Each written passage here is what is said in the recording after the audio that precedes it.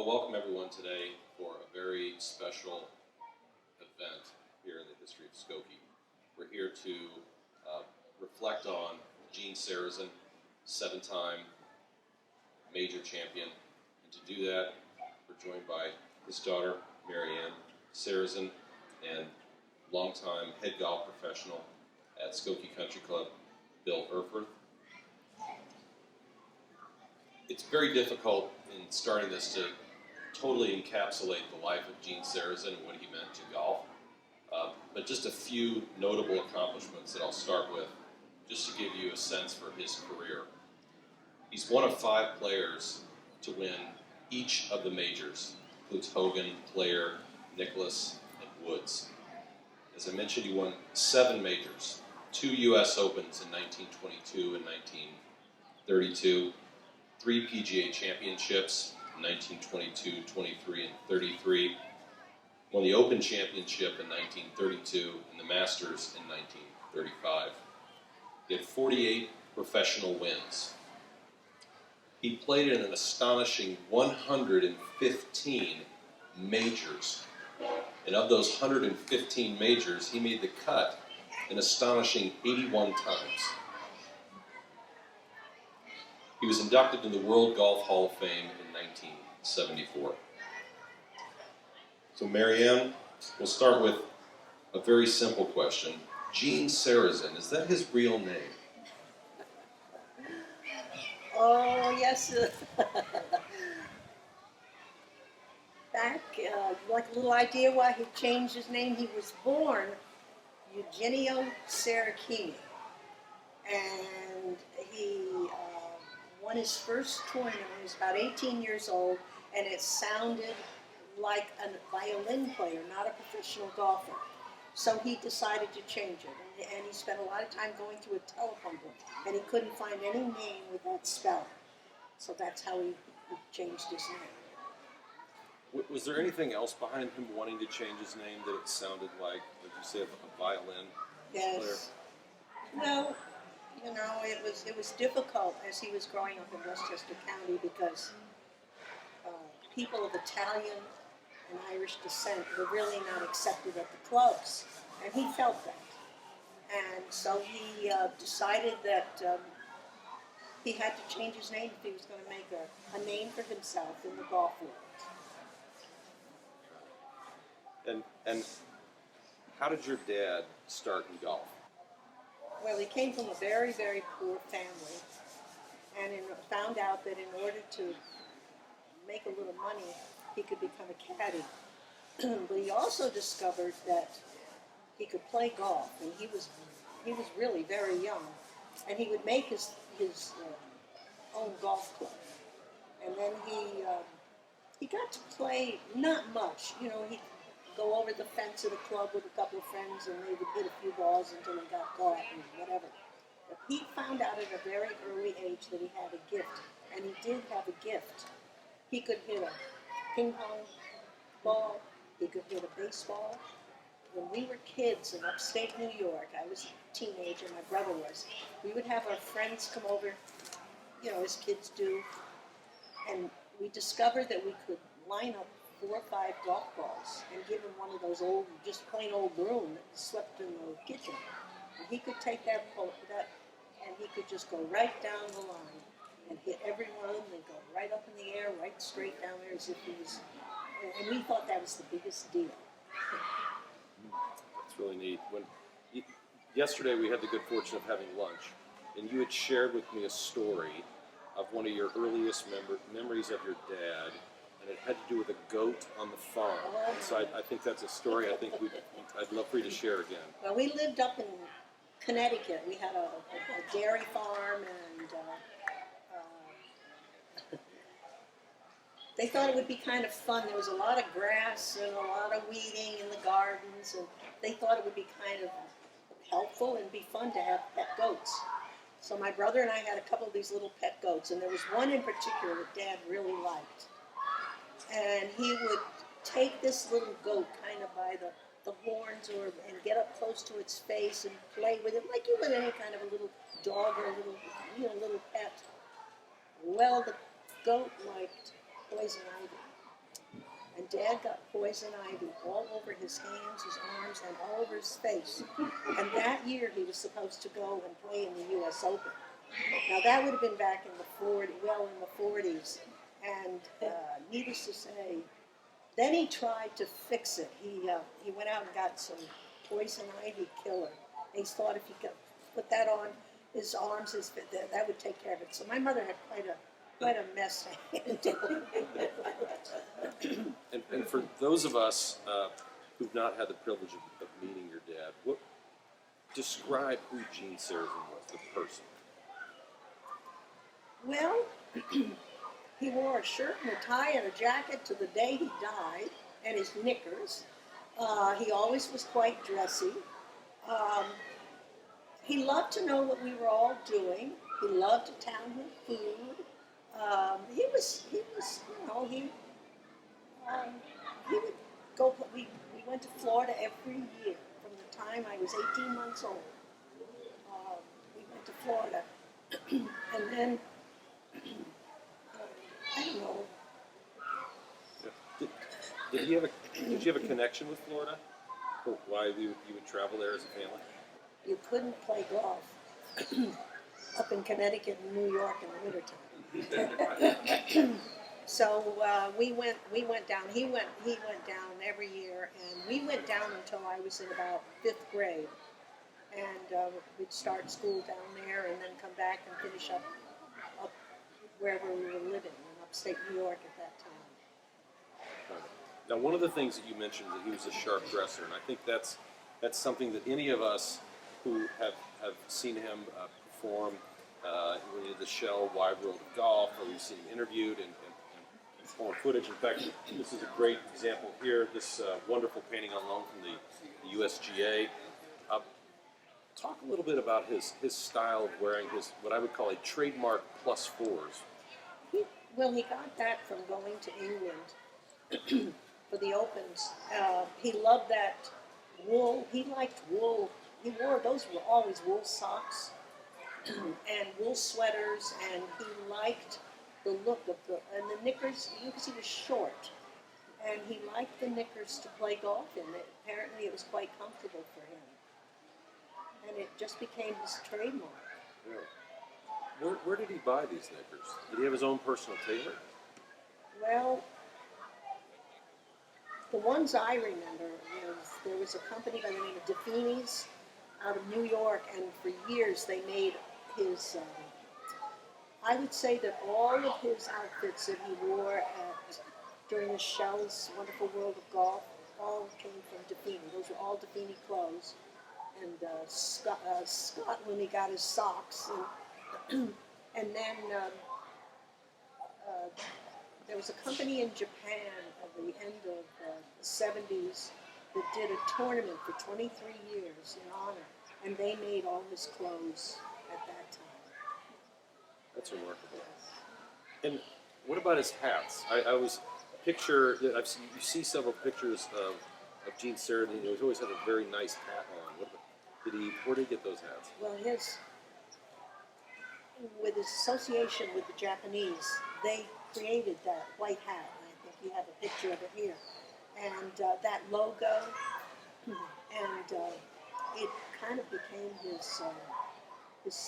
He liked that.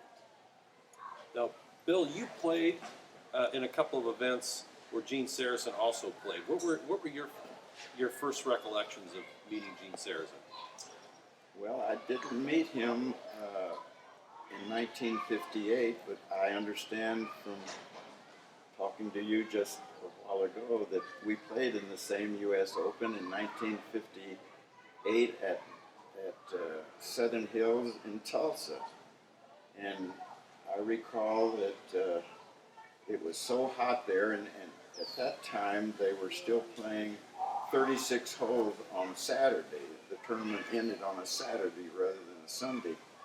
And it was so ungodly hot that, and I didn't make the cut, thank goodness, but the guys that did, and I think there were 60 plus ties playing the last round, 40 of them, only 40 players finished. They were passing out and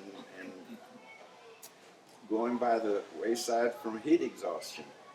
So that's the first time, I guess, I would have seen Gene Sarazen. I'm sure I probably looked around to see what he looked like at that time. But I have some notes here, and I admire Mary Ann because she just has a terrific memory and can talk unsolicited, unspontaneously. And I've got these notes that I would like to read so that I don't forget what I would like to say. And I would first like to add my thanks to Mary Ann for being here to celebrate Skokie's 125th birthday. And what a wonderful celebration it was. Mary Ann has honored us with her appearance a number of times during the club's annual Gene Sarazen tournament, and we are so fortunate to have you here, Mary Ann, as part of the Skokie family. And before I talk a little bit about my experience with Mr. Sarazen, I would like to brag a little bit about Skokie Country Club, which I believe has emerged under the leadership of Chuck Scussum and John Guy as the premier country club in all of Illinois. Good work, John. For those of you who are relatively new members or members to be, you may not realize what a great history the club has. For instance, Skokie Country Club hosted the 1909 Western Open, 1909. Skokie hosted the 1910 Women's Western Amateur. In 1922, of course, we hosted the U.S. Open. In 1952, we hosted the Women's Western, won by Betsy Rawls. And Andy did a great job in researching that, and some of those memorabilias are on display in the new Skokie dining area. In 1998, we hosted the U.S. Senior Amateur. In 2010, we hosted the Men's Western Amateur. And again in 2017, the Men's Western Amateur. And also in 2017. And finally, coming again in the year 2025, we're going to host the Western Amateur still a fourth time. Of course, the crown jewel of all of this is the 1922 U.S. Open, which Sarazen won at the age of 20.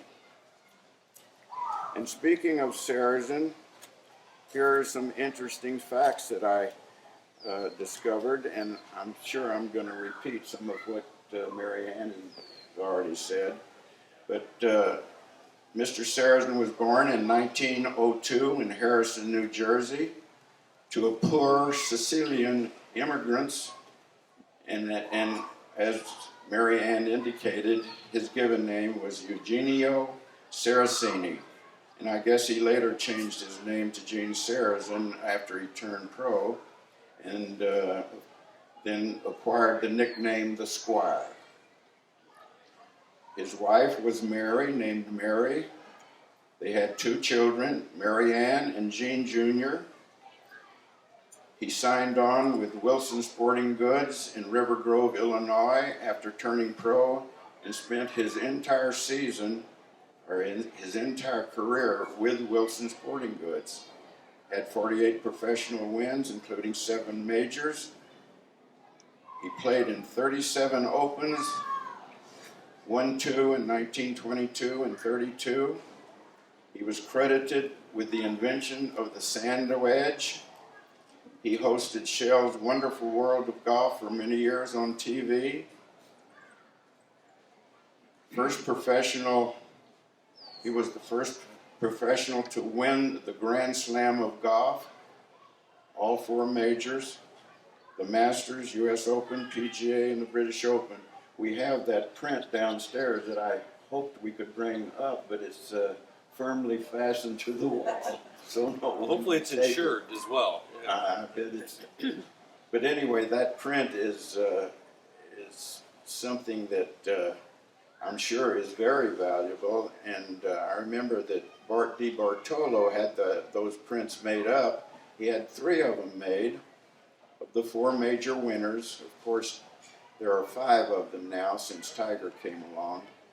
But I'm sure that Bart kept one, and I think, Marianne, your dad has one? Uh-huh. And of course, the 3rd one is there.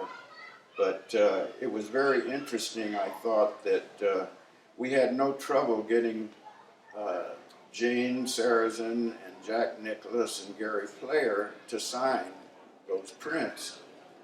And we were told by the golf salesman that called on me that Ben Hogan was very particular about what he signed, and very often he got so many things in the mail to autograph that very often he wouldn't do it. So I asked the golf salesman, I said, well, maybe what should we do to ensure that we do get his signature? And he said, well, why don't you call Pat Martin? That is Ben Hogan's private secretary. And perhaps Ben will remember you because in 1952 I had won the Texas Amateur Championship and was the captain of the amateur team, the 10 best players, 10 best amateur players in Texas against the 10 best pro players in Texas, and Ben Hogan was the captain of the pro team. So we had our pictures taken, and I thought possibly Mr. Hogan would remember me, and so I called Pat Martin and relayed that story to her, and I said, would Mr. Hogan possibly honor us with his signature, and Skokie Country Club would be glad to donate X number of dollars to his favorite charity. So she called me back 2 days later and said, Mr. Hogan said he would be most happy to sign those 3 prints, and Skokie doesn't need to donate any money to a charity. So that's how the 4th signature came about. So, Bill, do you mind if I move us to Skokie, or do you have more remarks? I have a couple of more. Okay. Okay.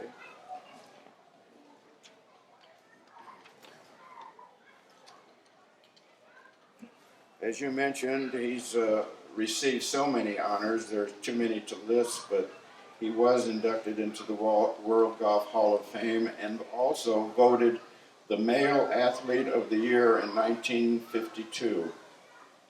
As far as my personal experiences with Mr. Hagan, Mr. Sarazen, they were memorable and the greatest, some of the greatest things that ever occurred in my life. I got to play golf with him 2 times, both times here at Skokie Country Club. The first time was in 1952 when he came to Skokie to celebrate our 75th birthday. And we teed off on the first tee. The first thing I noticed was his unusual grip. He gripped the club like you would be holding a baseball bat. The left thumb wasn't even on the club. He did interlock, and I asked him about his grip, and I said, I've never seen a grip like that. And he said, well, that's called the Henry Picard grip. I guess he had an association early on, maybe as an amateur, with Henry Picard, who was the golf pro at Seminole Golf Club in Juno Beach, Florida. And I guess he thought that was the way to hold the club, and as it turned out, I was told that he and Bobby Jones were 2 of the longest hitters of his era, even though he was only 5 foot 5.5 inches tall and weighed like 162 pounds. So that was very interesting to me, and the scorecard that day is on display in the new men's eating area. And I know that he was 69 years old and shot a 73. And I thought to myself, how could a very old man of 61 shoot a 73 on our tough golf course, which was playing about 6,600 yards that day? We only had two sets of tees, the front tees, the men's tees, and the back tees. So I was very impressed with the way he played. And Bill, the only you were kind enough to share this wonderful photograph from 1972 of Gene Sarazen and Bill. Are you looking over the scorecard, or you know what you're signing here? I'm not sure what. that's the day he shot the 73. And that evening, he was awarded a memento in honor of being here for our 75th. I think that pretty much wraps up what I had to say. Okay. Thank you very much.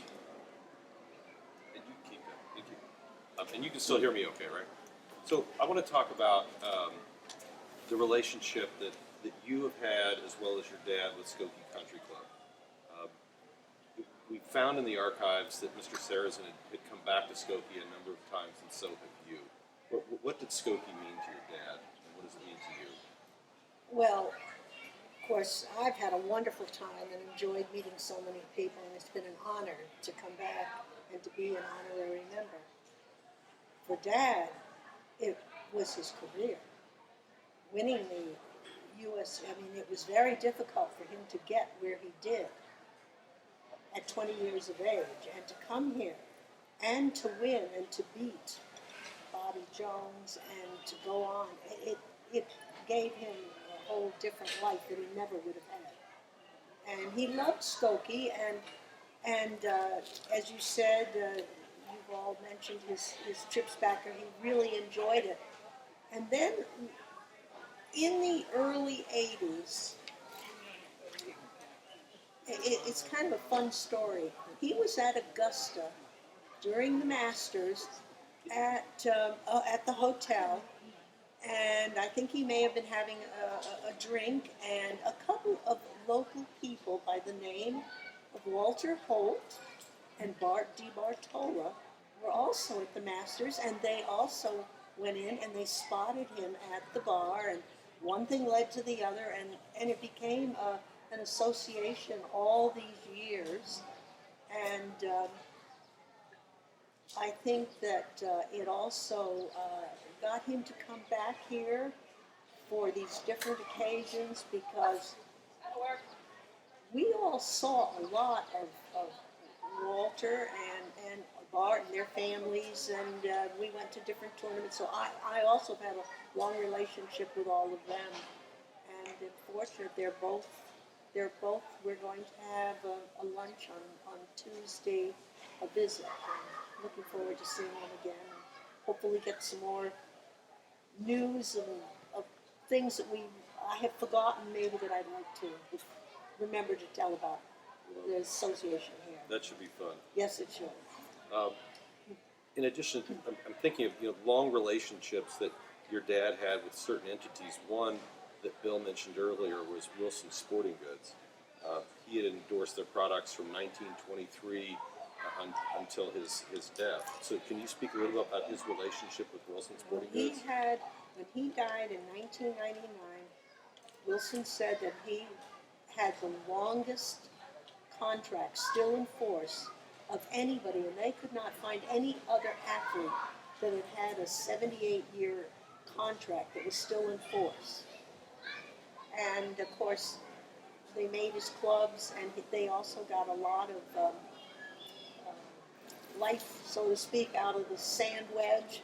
They made many of those. Can you talk a little bit about how your dad invented the sand wedge, and then it was mass produced then by Wilson? Well, Dad, of course, over the years, Dad met people that we only read about in history books. One of them was Howard Hughes, and golf introduced you to who's who Hollywood or other sports or business or whatever. And so Dad really did meet a lot of these people. And Howard Hughes one day took him up in a plane. And however, I'm not a pilot, so I'm not going to try and explain how a plane goes up or down or whatever. But Dad got the idea that the way the plane was going up and down might help with him working. He was having trouble getting out of the sand, and so he decided that if he worked on one of his clubs, he worked on a niblick, and he spent the success he really had came in 1933 down in Newport Richey, Florida. He was down there for the winter, and he worked on that club. And then he went to the British Open at Royal St. George, the Prince's Club, and he won, and he used that club. Today you really wouldn't be able to fix a little club and put it in your bag and go, and especially you wouldn't be able to show up in an Open. So. Well, recently there was someone who was disqualified from an event because their putter grip was not long enough or too long or something. So yes, I don't think you can show up with your own handmade fashion homemade clubs. Another wonderful relationship that your dad had was with Shell in the wonderful world of golf. For a lot of average folks sitting at home watching television, it was the first time that they got to see courses on television like Pine Valley or some of these others.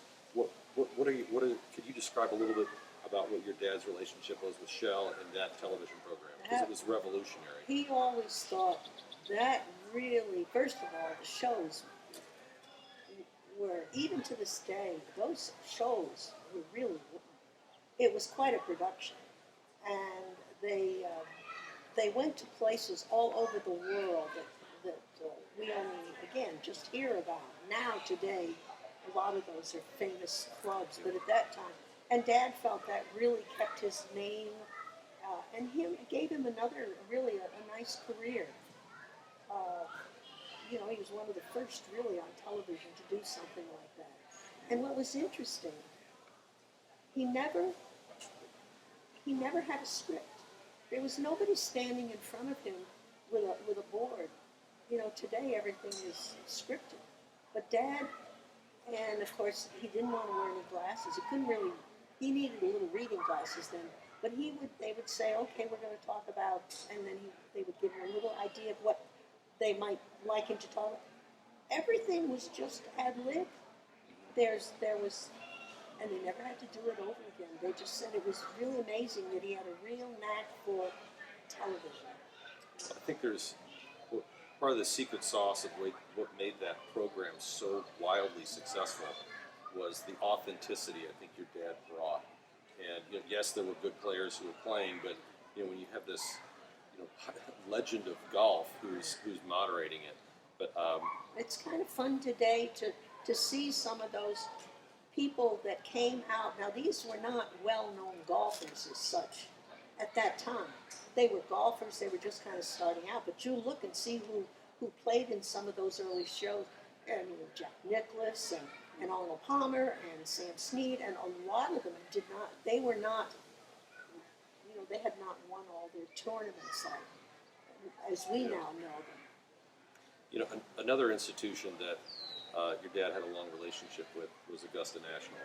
That he was the honorary starter, I think from 1981 Yes. up until he passed. Yes.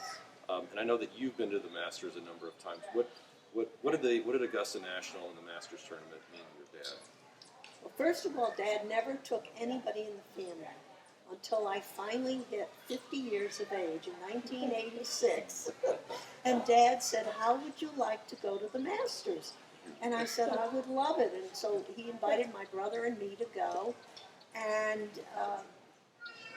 what I didn't know, in order to go to the Masters, even at that time, if you didn't have a hotel room, it was beyond belief to try and find anything that was available, even back in 1986. And of course today, it's the same thing. If you don't have your hotel room. Anyway, it was wonderful. It really was. And of course, being with Dad at the Masters from 1986 to 1999. You know, they were very nice to us, and we had, I could take some friends as the years progressed. I took a lot of my friends and family members, and everybody got to go, and we got to eat in the clubhouse, and we got to go behind the ropes, but there were some fun things. Dad had a car, and my son would drive it. They gave Cadillacs to drive. And so my son would be with him and would drive him and stay with him. But I always was with Dad all those years. Every time when he went in to sign in to play in the Masters, they gave him his credentials, and they always gave me a parking pass.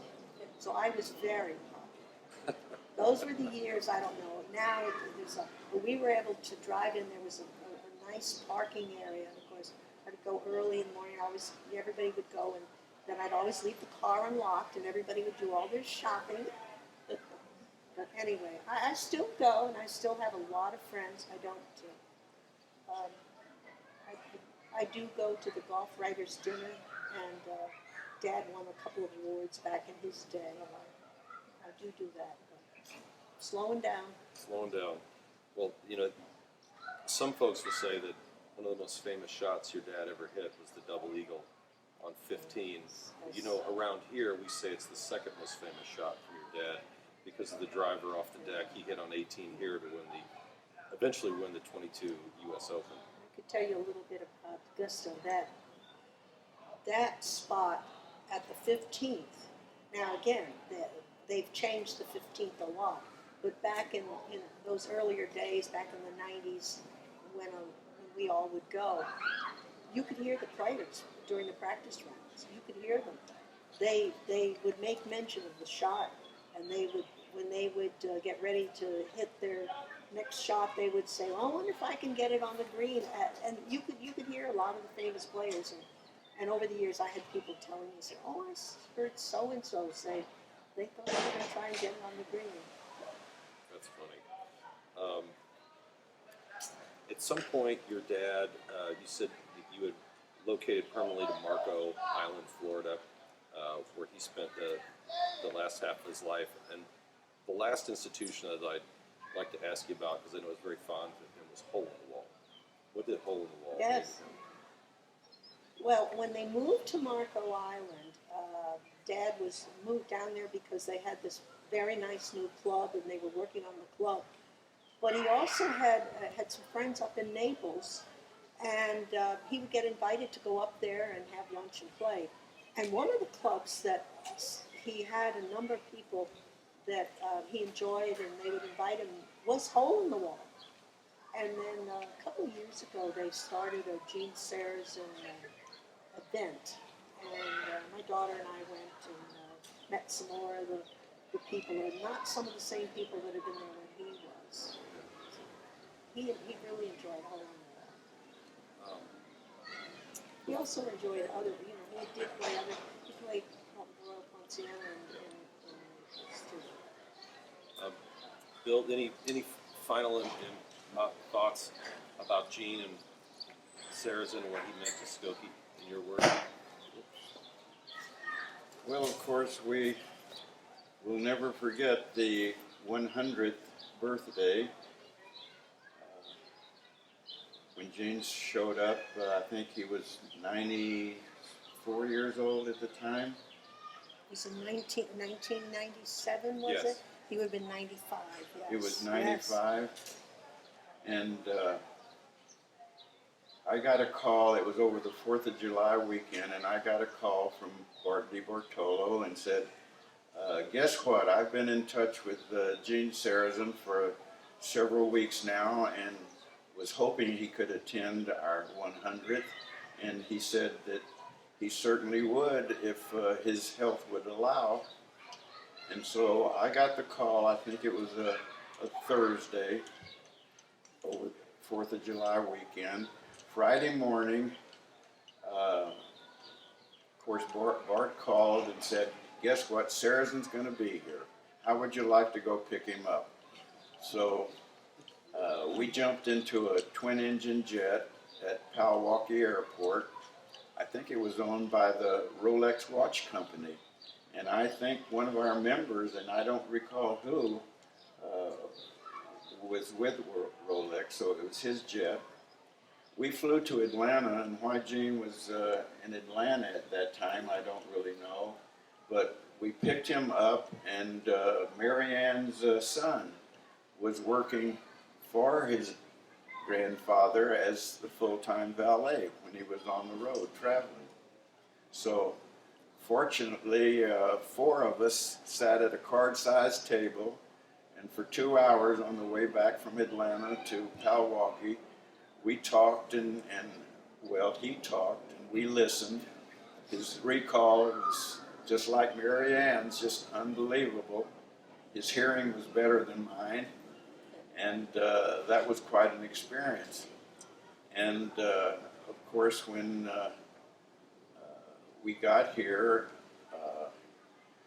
and the day came when we were going to celebrate the black tie celebration. It was about 6 or 7 o'clock in the evening, and it was a beautiful evening. There were like 700 Skokie members. No guests were allowed that day. The gals were in their gowns and the guys in their tuxedos, all gathered around behind the 18th green. And quite often, since we're only about a half a mile from Lake Michigan, the fog would roll in across the golf course. So the club had rented this fog misting machine and put it behind the 18th green. And I guess it was Di Bartolo that took Mr. Sarazen down to the 18th tee to show him this memorial that had been erected, a bronze plaque which you've seen on the rock, which Mr. Sarazen had not seen. So waiting for him down there on the 18th tee was a bagpiper. And so all along the 18th fairway, the bagpiper marching along, and I guess your grandson was in the cart. My son. Your son was in the cart with Mr. Sarazen. They rode all the way up to the 18th green while the fog misting machine was blowing across, and as I was told, Mr. Sarazen got out of the cart with tears in his eyes. He was so impressed with what the club was doing in his honor. And he got up on the green and he looked around and he says, I remember it well. I was back there about 220 yards from the green. I was thinking about laying up with my 5-iron and my caddy, and he mentioned the caddy's name. Do you know? Dominica. Dominico. He must have been in touch with him through the years because he still remembered his name. But anyway, he said, my caddy taught me hitting the driver out of the fairway. And he's standing there and he says, you know what? He says, I hit that ball right here, 14 feet from the hole, and then I 2-putted to beat Bobby Jones by 1 shot. And that's the part of history that will be remembered forever, at least in our circles. Wonderful memories. I can add a little something now.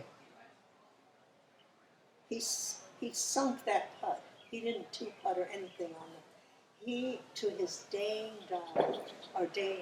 to the end of his life, he could not understand how people could miss that final putt.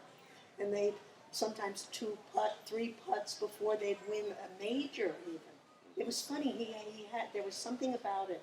Of course, in his years, every dime made a difference. He was very careful with It was a different set of economic circumstances for a professional golfer in 1922. Absolutely. Yeah. Another thing that was always interesting, and we watched lots of golf. I'm a big sports fan. I love football, and I used to watch football with him in the wintertime. big football fan, and my son and I, we would spend a lot of time with him watching it and watching all the golf. But he also never liked when the fellows would mark their ball. He said, we didn't mark our ball. He said, you mark your ball, you wipe your ball, you move it this way, move it. And he was funny to hear him describe it, and especially if somebody took quite a bit of time to do it. Or the ones that would try and set their club down and they maybe move their hips a little or their legs a little or their arm, this, that, and the other. And he would count it. And he was really funny. And as the years went on, he really noticed it. He said, we never did that. That's what he used to say. Miss them quick. Miss them quick. Well, with that, I think that unless anyone has any questions, Andy? Can I take the microphone? I'm not going to say no. Certainly. Along with Roger, I was here in July 1997 when your father came up here, and I have a couple of very clear memories about what happened. When your father got on the green, the first thing he said, I believe, was, the trees have grown like crazy. Yeah. 5 times as many trees. Yeah. And the other thing he said was, and I'll remember this vividly, he said, in a joke, 75 years ago, my grandfather won the U.S. Open on this green. So he was completely, had all his facilities, remembered things vividly, and just really captured the moment in an amazing way. It was such a unbelievable treat for the membership to have him here. It meant everything. So thanks to Bart and thanks to your father for making the effort in his 95th year to be here. It meant everything. And he said when they took him out to the car, since he was 95, he'd been here like once a decade. He said, I'll see you all in heaven. Because he knew this was the last year. And unless you have any final remarks, I think that brings us to the end of our session. We sincerely appreciate both of you helping Skokie Country Club celebrate its 125th birthday, as well as commemorating the 100th anniversary of the 1922 U.S. Open. It's been a pleasure to be here. It's been so special to have you here. Thank you. I know Dad would be so pleased with this. And how his name has been kept alive here. He would really have appreciated it. And he did remember that trip to Skokie at 95, and here he had a few more years, and he did talk about it, and it was a big part about it. And of course, it gave me a chance to find out a little more about his association with Skokie. And his name is going on a very nice new dining room, too. Yes. Yes. If he were here, I hope he would appreciate that the members had allocated the money to redo the dining room in his name. Oh, I'm sure he would have enjoyed it. Yeah. Anyway, thank you all for coming today, and thank you for Thank you for coming to having visit me. us in Glencoe, Illinois. Yes.